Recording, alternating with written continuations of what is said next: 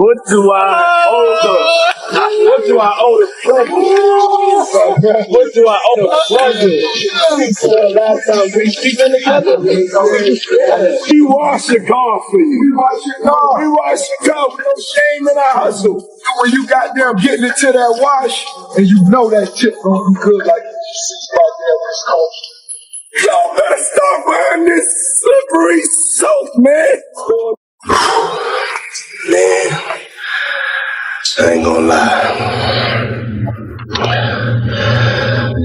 I've been holding a lot of shit in lately. The music industry is on edge. 50 Cent just dropped explosive recordings that have Rick Ross scrambling to regain control. This isn't your everyday feud. This is a high-stakes showdown with major fallout. We've tracked the path of these fiery audio clips online, and after hearing them, it's no wonder Ross is under intense pressure. 50 Cent didn't just make a play. He completely upended the game. Now, the chaos has a New York City, Mount Vernon, and Miami, all that is the same, bro. Nobody wants to be near him.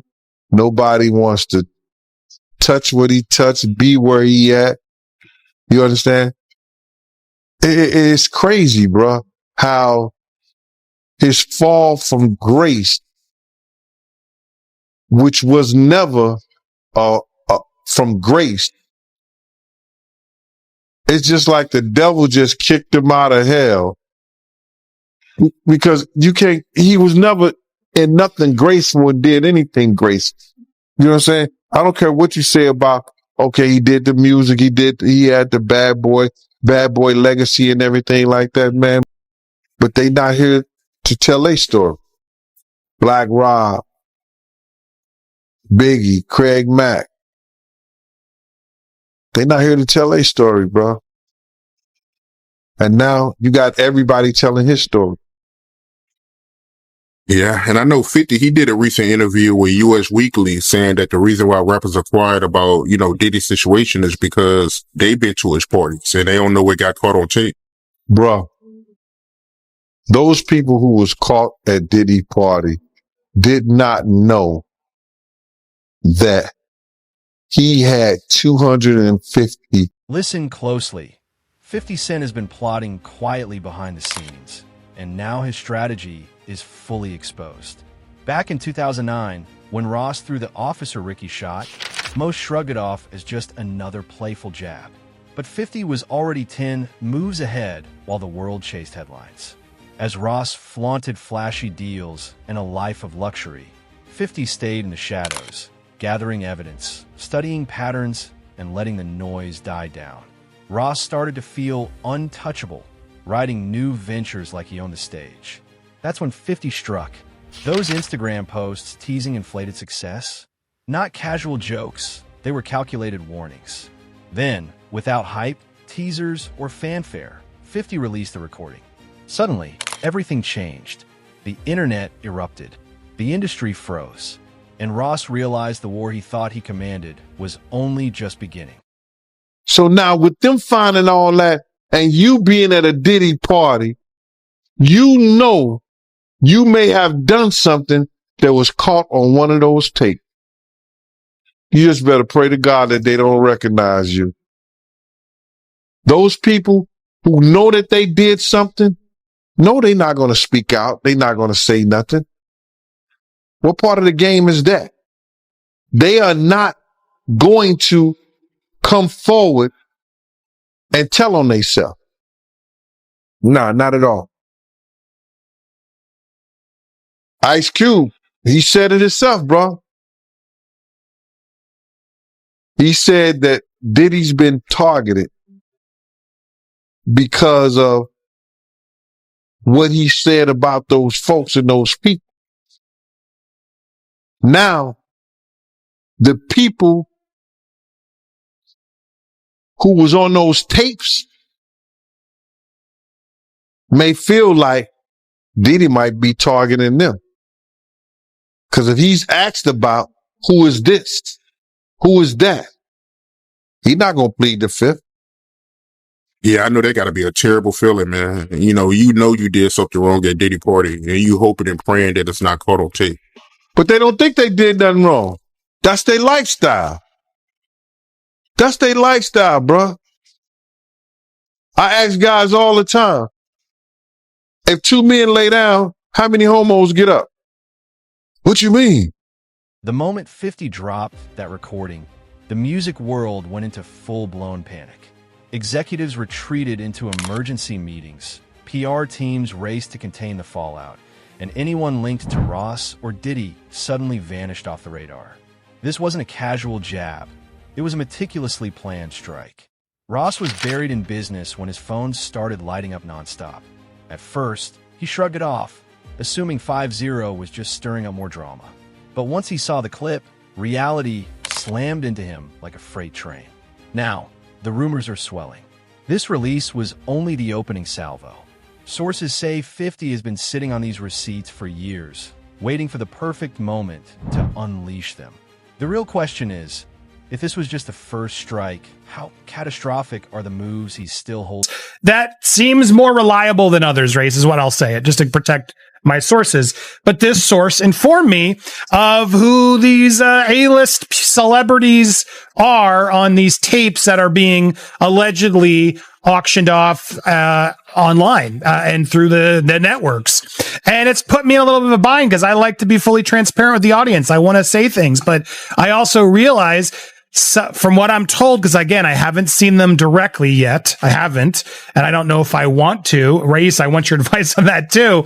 But the problem I have is just like, typically I want to report these things, but I got to be careful legally, ethically, morally as to what we report on here. Because as Ariel, the lawyer here, did admit, and I can attest based on the information I got from a separate, reliable source, people in these videos don't know they're being videotaped. That's a big issue, Race, right? Let's start out right there. If there are people on these tapes that don't know that they were being filmed, is that okay to talk about and to share? I have a big problem with that, as do you, Andy. And you tend to be an ethical guy, and you're taking the high ground here. Notwithstanding the fact that you may have some significant information and reliable information, but the reality is that, look, I mean, if people were recorded non-consensually and you're the one to identify them, I think that's a problem, right? And I think anytime anyone has content, right, this is not an email, this is not a text message, this is video. And there's specific statutes without using specific language I don't want to get into, but everybody knows what we're talking about here. It's Diddy with this person. I'll say that. It's Diddy with this person. Actually, yes. Yeah. And see, the problem is, again, like non-consensually recorded, you've got a victim here who may not want to be publicly identified. That's the problem. That's the problem. And they have a right to proceed if they want to, whether it's criminally or civilly, without being identified, because we know what's going to happen. As soon as they identify themselves, there's going to be a bunch of people that come out of the woodwork who are going to unequivocally harass them and claim that didn't happen, and they're making stuff up. And there's the victims that we want to protect here. And that's significant. Well, it's interesting because here's why I wanted to have this conversation, because I know a lot of you are like, Andy, just say it. No, I'm not going to say them, but I wanted to have this conversation as to why we're not saying it and why I think others haven't yet said it, raised, because again, legally, ethically, morally, it's just not right. Now, there's an argument I've had with people who are like, well, they knew what they were doing with Diddy. Like these were consensual acts. Like they knew, and he filmed other times. So I don't know what the big deal. For years, Ross claimed to steer clear of certain major players in the industry. But these newly leaked recordings tell a completely different story. 50 Cent has just released audio exposing Ross in private, questionable conversations with Diddy. This isn't idle chatter, it's eye-opening. The clips reveal Ross confidently talking about undisclosed deals with emerging artists, painting a pattern that seems anything but accidental. Insiders warn that if more of these recordings surface, they could seriously tarnish reputations. What has the industry buzzing most is how these drops revive long-standing rumors about Ross' early career, challenging the narrative he's defended for years and casting a sharp, unforgiving spotlight on every claim he's ever. He said that they seized 1,000 bottles with allegedly to be baby oil. Allegedly to be baby oil. So that's telling people that it wasn't baby oil. And people think that that was baby oil, they out their mind. I don't believe it was baby oil. Yo, bro, when they went up in there, they knew what they was going to find. They knew what was ever in that baby oil or that those bottles that appeared to be baby oil. They knew about that at first. You got to realize 9 times out of 10, that individual that got caught at the airport, that was supposed to be their carrier, told them what they was doing and what they had. I wouldn't put it past that he told them everything. So when they went up in there, they knew they had to take whatever was out there, and that thing that appeared to be baby oil, they took that. They got to test every last one of them. Let's see how much, let's see how many of those come back to be baby oil. Bro, listen to me. Costco don't sell that much baby oil. Where you know sell that much baby oil? Yeah, I don't know any store that sell that much baby oil. I know Costco, they came out and said that they don't even sell baby oil. My sentiments exactly.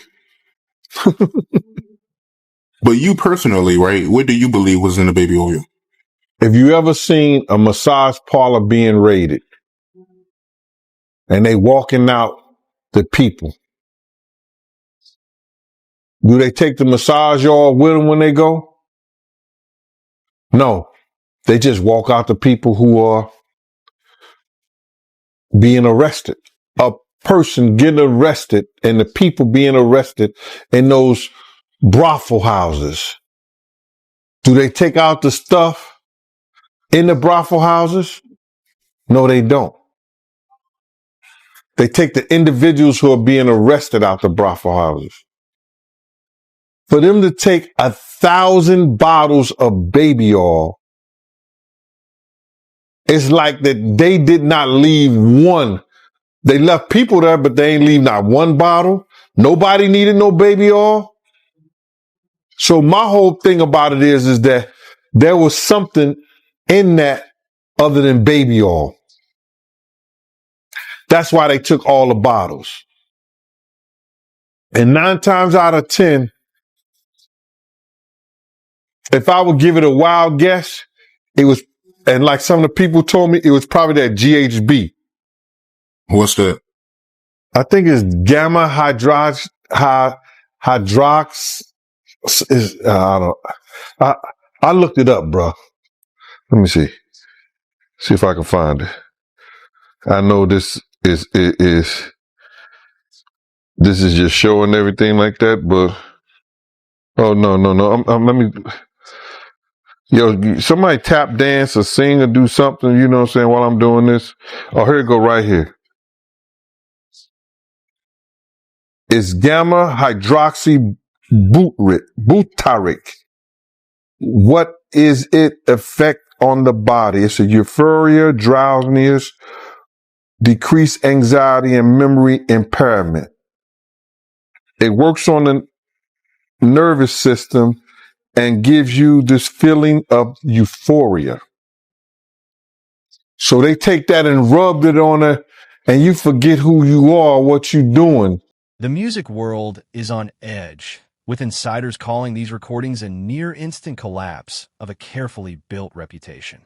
Ross' team reportedly rushed into emergency strategy sessions, worried that 50 Cent might have even more explosive material in reserve.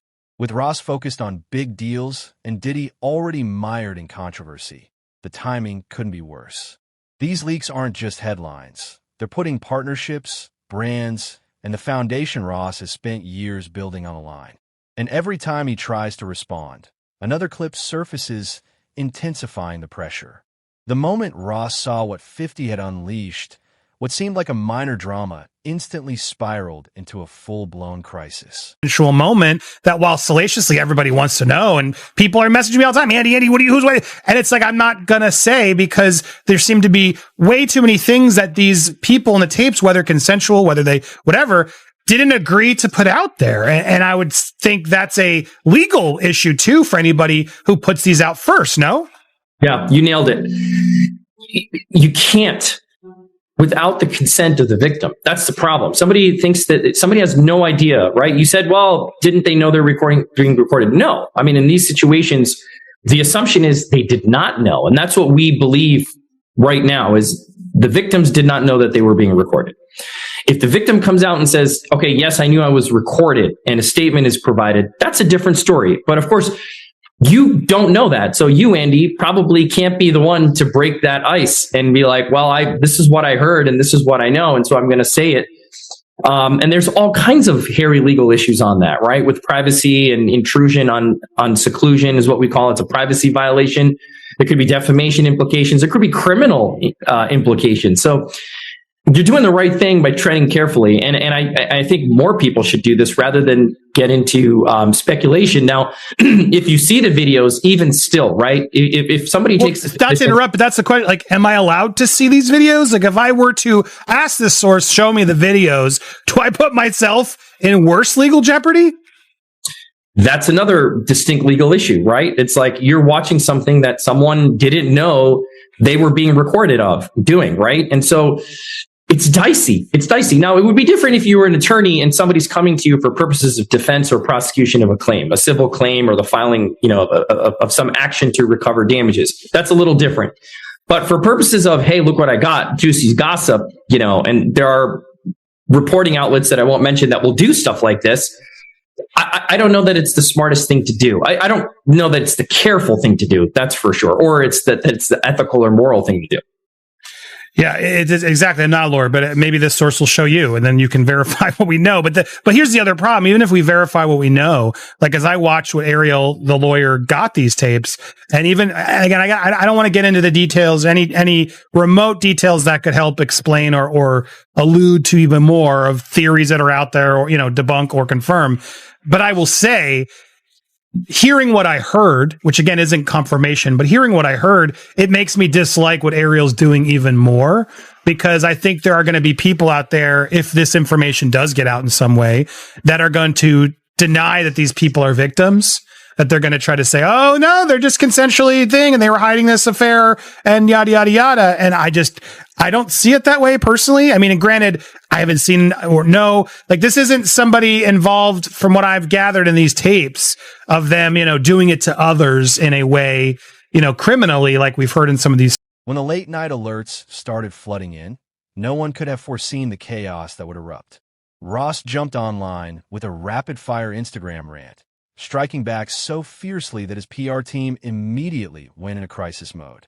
It was far from the calm, calculated response people expected. He appeared stressed, off balance, and overwhelmed. The situation quickly spiraled as he shared emotional voice notes and resurrected old claims to shift focus. But every reaction only heightened the anxiety within his inner circle. Partners and advisors rushed to release carefully crafted statements, only for Ross to contradict them minutes later, leaving everyone praying he would step back before the empire he'd built began to unravel. Talk with her and have this conversation if she's willing to do it publicly, because I still don't understand what her role is in all this. And I've heard at times broker, I've heard at times advocate for victim. And I don't want to judge what she's doing or not doing. I'd love to just have a conversation about it, because I personally don't get it, right? This is a very sensitive thing. Again, if this gets turned over to the feds and the feds bring claims and this is outed, that's a totally different story. But the feds do what they're going to do. Like what we talked about months ago on your show, right? When this first went down, we knew when hard drives were seized and things happened that, look, they're going to build a case. They're going to build a case that they think they can prosecute. It's not for us to speculate what's there or what's not. But to say, you have tangible evidence of something on camera that you've seen and that it's being sold in order to protect someone, to avoid being publicly named, which is what even the lawyers are now admitting. It all feels really dirty and shady, man. The only person that makes sense that could buy this is the victim, right? If the victim says, I don't want this to come out. Yes, it was consensual, but I don't want it to come out. I didn't know I was being recorded. Give it to that person. Right, I guess, but you're right, because then they can actually own it. Maybe there is a version of this, and that's what Ariel's trying to allude to.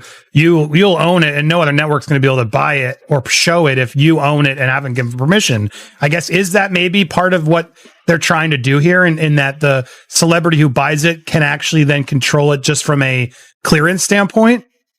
Yeah, I mean, look, it still raises some legal concerns, right? Because let me say it this way. If this was a transaction, if this is a business transaction wherein the victim is then acquiring the exclusive rights to this tape or tapes, and that the person who recorded it is avowing that they will not use it, I don't know where that leaves P. Diddy and the feds, right? But they have an independent right to bring this stuff to light if it gets prosecuted. But my point is, if you're transferring legal rights of this... Panic hit instantly. Ross' team scrambled to issue takedown requests, but 50 Cent had already spread the recordings across every platform. Sources say Ross even offered huge sums to unearth the leaker, yet nothing could halt the clip's viral spread. By sunrise, his main Instagram was restricted, forcing him onto backup accounts where his reactions grew even more erratic. His legal team raced to regain control, while business partners quietly pulled back. Ross kept escalating, dragging other artists into the chaos and exposing messy behind-the-scenes disputes. It was as if he was unraveling his own momentum in real time. The industry split instantly, some siding with 50, others trying to support Ross, but his unpredictable moves made defending him nearly impossible. You know what I'm saying? And he put that in the song. And some years ago, about a year or so ago, not even a year or so ago, he said that when he dropped my name, he said, yo, I got the Savoir Faire. I got that from Big Gene. He been trying to tell y'all about this Puff shit years ago. But 50 was the type of dude that if you knew he was with you, he was with you. Even back then, he had your back whether you was security or whatever you did. If he was with you, he was with you. And that's what you got to love about him. You know what I mean? You ain't got to question his loyalty, you know what I'm saying, on some fight shit or if you in a situation. Because he going out. Well, I guess you were hanging around him or knew him, right before he got shot. Well, what happened is that I had got some information. 50 came to my house. I tried to fit him on a vest, but I'm like, at the time I was like a 3X. And 50 was like a large, you know what I'm saying? So he couldn't really fit the vest, but I gave him a cover to try to tell him, because he had some pads, some vest pads. So I just told him what the situation was that I knew. And told him he had to watch himself because those cats was going to come at him. You know what I'm saying? And he was like, yeah. And he was supposed to be going to Cancun. And I told him, if you come to Cancun, I got you, because I used to be down there doing security at Daddy-O's. You understand? And I had people down there that I knew that was from Puerto Rico, and they was working down there. So they should make sure when I hit the island, anything and everything I needed, I could get it right there on the island. You understand? They work directly with the syndicate. So 50 was supposed to come down there to do a show, and he didn't make it because they had shot him up. I don't know if he was coming in the first place, but he was supposed to, because he was paid half the money to come down there to perform How to Rob an Industry Cat. And when was the next time you seen him after that? The next time I seen 50 after that was at Jack the Rapper. He had blew up. Man. He was like, he was this dude and everything like that. And I was sitting we was in Puerto Rico, and I was sitting by myself, just chilling. And he had his whole entourage with him. He came directly over to me. He like, yo, Gene. I was like, yo, what up, Fit?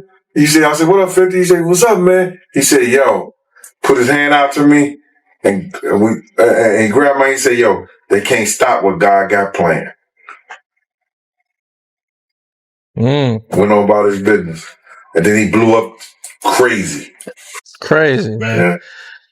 How do you feel about 50 going so hard at Diddy with the documentaries and, he,